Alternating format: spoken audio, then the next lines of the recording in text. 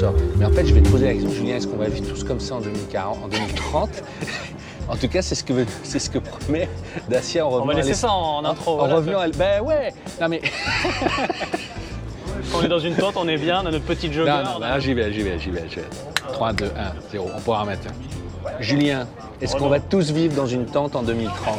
Écoute, c'est ce que Dacia essaie de nous dire d'une certaine manière. Non mais c'est très intéressant. En fait, ils ont commencé en parlant de différentes crises et on s'est fait la réflexion de dire ah oui, effectivement, il y a la crise sanitaire, il y a la crise de l'énergie, il y a la crise géopolitique, ça plus ça plus ça plus ça. Et en fait, comment l'automobile dans tout ça, dans cette espèce de marasme sans être négatif, peut s'inscrire?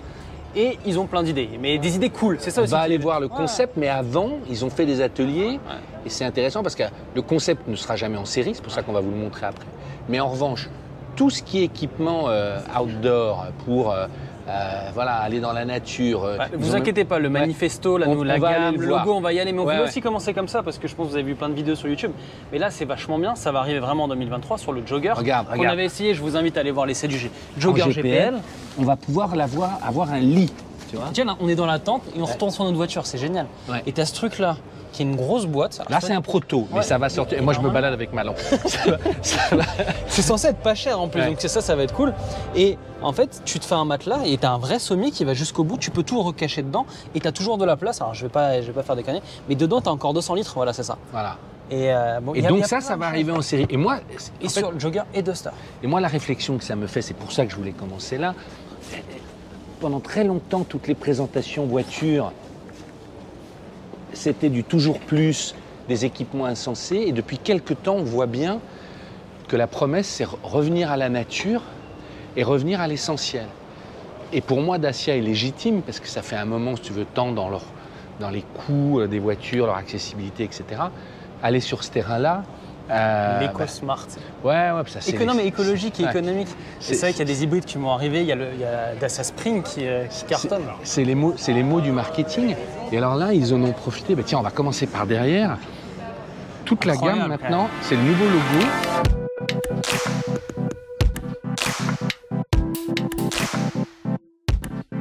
Là, c'est stylisé, c'est Dacia. Et en fait, ce D et ce C, devant, on va aller le voir, ils le remettent. On a vu les photos, c'est pas... deux maillons de chêne. Qui montrent la simplicité et la recette. T'as vu, ils ont mis 2 maillons d'arbres aussi. Pour montrer... Mais c'est hyper rosé d'avoir ce truc à l'arrière, mais surtout en blanc. Et moi, j'ai hâte de voir sur des teintes sombres, qu'est-ce que ça va donner. Parce que c'est blanc, c'est vraiment du blanc, c'est pas un chrome. Regarde devant surtout aussi. Toute la calandre change et là, c'est sur toute la gamme. On va laisser travailler, mais tu vois, voilà. Et je pense que ça sera toujours blanc. Et ces couleurs sont osées, franchement. Et tiens, petite chose, mais certains demandaient, elle n'est pas disponible en France, mais au Maroc. Ouais, cool. Mais en fait, la Logan, tu vois, en la voyant comme ça, elle est toujours disponible en Afrique du Nord et dans d'autres pays. Et c'est important, ils nous disent vraiment, il faut qu'il y ait une... Et tu sais, Dacia il y a 10 ou 20 ans, mais c'est incroyable le chemin. Aujourd'hui, ils sont quand même fiers de dire que sur un marché qui est en baisse, eux continuent à être en hausse. En gros, c'est les seules voitures que les particuliers payent vraiment, si tu veux. Et globalement, depuis quelques temps, ils ont la main, effectivement, ce qu'on disait. Alors, on va aller voir maintenant le concept. C'est une voiture qui sortira jamais, mais où ils ont voulu vraiment montrer, à dire jusqu'où on pourrait aller. Et le fantasme, c'est la nature. Tu vois, on la voit là. Voilà, j'ai laissé faire des images. Et la première chose qu'on s'est dit, ouais, c'est un buggy, quoi. Mais c'est un buggy stylé, quoi. C'est vraiment envie. Franchement, c'est très, très, très stylé. On va passer derrière, tranquille, comme si de rien n'était. Ok, on va faire une pause. Pardon. C'est un truc public, on est...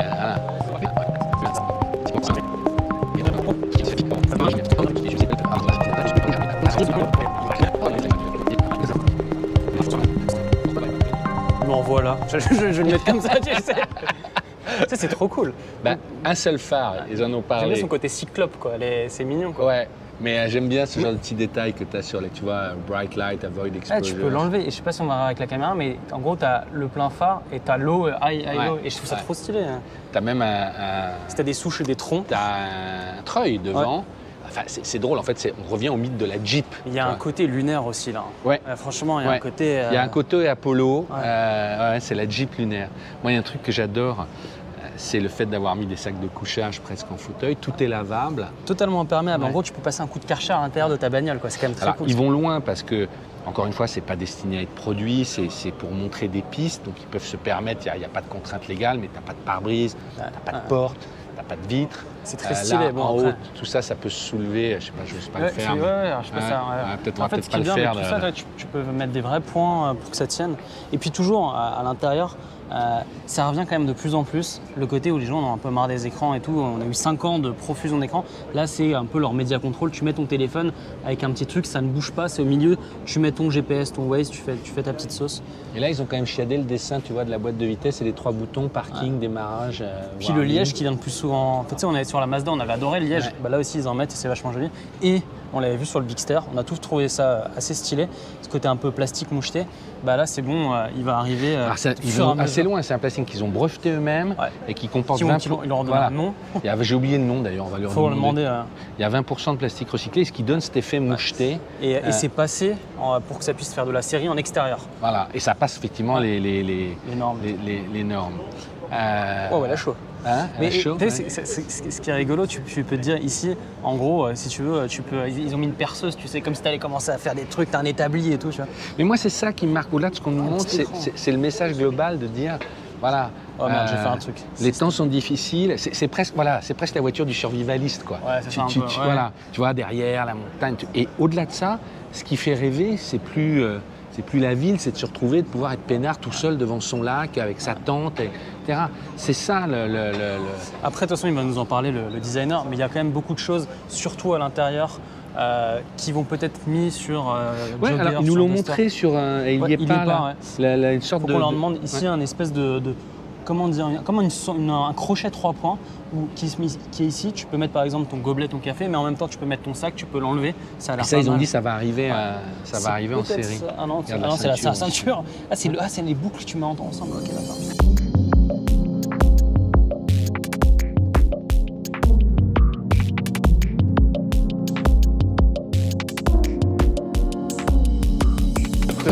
On a déjà parlé un peu. Oui, voilà, remets bien, on va te voir. C'est ton bébé, enfin t'es pas tout seul.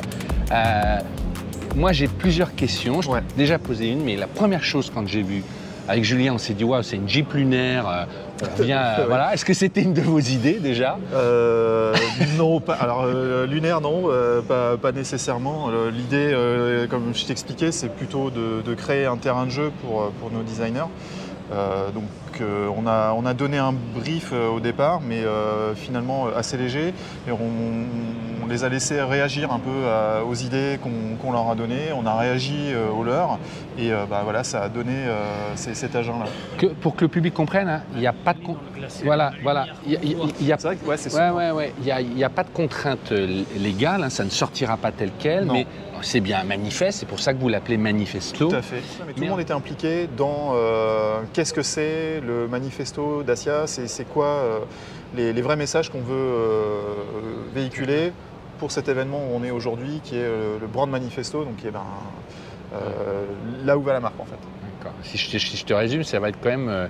il faut faire plus avec moins aujourd'hui, entre guillemets. Moins avec moins, mais on est bien d'accord. Hein. Ouais, c'est ça. Jean Covici peut être content, on va le faire. Non, mais ce côté, moi c'est un truc qui me fascine, c'est le côté... donc chez Dacia on dit essential but cool. C'est un brand pillar, c'est un outil marketing qui parle pas à tout le monde, mais la manière dont moi designer je l'interprète, c'est cette essentialité finalement, elle parle à tout le monde, et le côté cool, c'est la manière que ça a d'apporter le sourire. Je dirais que la chose dont moi je suis plus fier, c'est le projet au global, c'est le fait qu'on puisse aujourd'hui parler d'un concept car pour Dacia, qui est quelque chose qu'on n'avait pas fait. C'est le deuxième en fait, il y avait c'est pas exactement un concept car. Là-bas, on est plus sur l'exercice de prévu d'un show car, d'un véhicule qui va arriver. L'idée de faire un véhicule laboratoire, de chercher des idées. C'est pour ça qu'on a signé en fait ici Dacia Advanced Design avec donc les coordonnées GPS du technocentre, tout ça, c'est pour le marquer en disant voilà, aujourd'hui, il y a chez Dacia un design dédié à Dacia, avec des gens qui font du Dacia 100% du temps, qui se lèvent en pensant à Dacia et qui réfléchissent à l'avenir en fait. Et ce concept car-là montre ça en fait. Mais en même temps, il y a plein d'idées que vous aimeriez retrouver. Alors, il y en a une, je suis un peu frustré, que vous avez montré, qui est une sorte de porte-bouteille, porte-gobelet qui n'est pas là. Mais ça, vous avez dit, ça c'est le seul truc, on va le retrouver en 2023, une sorte de pince en plastique qui se clip. Tu sais pas où elle est passée, on te l'a déjà dérobée. J'ai pas tout le... Non, elle n'a pas été dérobée. Il y en a une partie qui a été malheureusement cassée, mais j'ai d'autres accessoires. Ah, montre-nous, parce que c'est ça qu'on a... Voilà. Donc ce sont des petits, mais l'idée en fait c'est d'abord un premier terrain de jeu d'accessoires. Par exemple là on a un crochet, on a ici une lampe. Qu'on veut mettre à l'intérieur. C'est vraiment les premiers essais. Mais l'idée, c'est d'avoir des petits objets nomades que je peux accrocher dans la voiture, en fait, comme ça. L'idée, c'est de démarrer une histoire un peu, d'imaginer tout un tas d'objets. Et la vraie nouveauté, ça ne paraît pas grand-chose, mais juste cette zone d'accroche là qu'on appelle U-Clip. U-Clip, c'est ça. Ouais. Et ça nous permet d'imaginer tout un tas de nouveaux accessoires, nouvelles choses qu'on pourrait accrocher. Là, on les imagine sur une planche aujourd'hui, mais ça pourrait être dans le coffre, ça peut être sur les portes. Le toit, ça peut être sur... Ouais, j'ai bien compris. Et, une sorte de clip, de gros Lego, quoi, en gros. L'idée, en fait, ce qui est assez démoniaque, je trouve, dans cette idée-là, c'est ça nous permet déjà de dessiner un intérieur beaucoup plus essentiel, parce qu'on ne va pas essayer de faire un intérieur où il y a déjà tout dedans. Ce qui est industriellement très complexe à faire. Et c'est aussi un moyen pour nos clients d'économiser un peu d'argent, parce que finalement ces accessoires qu'ils vont avoir dans leur Dacia, ils en ont peut-être une seconde où, comme disait Denis, ils passent à une autre Dacia après. Donc les accessoires qu'ils ont déjà achetés, ils vont les utiliser dans la suivante et pas dépenser l'argent deux fois. Donc c'est une petite chose, mais qui est vraiment un changement de philosophie dans la manière dont on conçoit, on accessoirise et on configure son véhicule. Vous nous parliez aussi des pneus tout à l'heure en caoutchouc, sans, il n'y a pas de chambre à air, etc. Donc c'est increvable. Tu me disais, ouais, c'est un concept. Je te posais la question en disant, mais est-ce que ça peut arriver un jour? Tu disais, mais moi je bosse, enfin, je suis allé voir les manufacturiers, on se remet dans la lumière. Je suis allé dans les films noirs, mais tu me disais, ouais, ça peut arriver, mais par exemple, Michelin ne les avait pas encore, c'est ça? Non, c'est vrai. Les manufacturiers qu'on a abordés ne l'avaient pas encore. Ils devaient faire un développement. C'était pas dans le timing de notre projet. C'est un projet qui est assez spontané, qui était assez court pour nous, juste 6 mois. Vous l'avez fait en combien de temps? 6 mois. 6 mois, donc la moitié du temps d'un concept car normal. Donc sur les pneus, on avait cette idée forte qu'on a poussée. Parce qu'on a envie de les voir. Enfin, en gros, il y a une promesse qui est de dire... Ça me fait plaisir parce que nous, on avait très envie de les faire. Mais non, mais moi, c'est ce qui saute tout de suite. C'est vrai que les roues, souvent, sont un accessoire dans le dessin très fort. Mais je me dis, est-ce que ça va enfin arriver? Parce que ça fait longtemps qu'on parle d'un truc comme ça. Alors, justement, ça arrive doucement en production. Comme on l'évoquait, donc plutôt sur des diamètres plus petits. C'est la raison pour laquelle on a été obligé de développer ces pneus-là. Mais ils arrivent et c'est quelque chose dans lequel on croit parce qu'il y a tout un tas d'intérêts comme on l'a expliqué. Pas besoin de roue de secours parce que de toute façon les roues sont increvables et cette idée qu'on va pouvoir avoir un pneu qui fait la durée de vie du véhicule. C'est le grand fantasme. Viens me montrer aussi le plastique. Vous avez déposé une marque de plastique, j'ai oublié le nom, comment vous l'appelez? Ça s'appelle Starkel.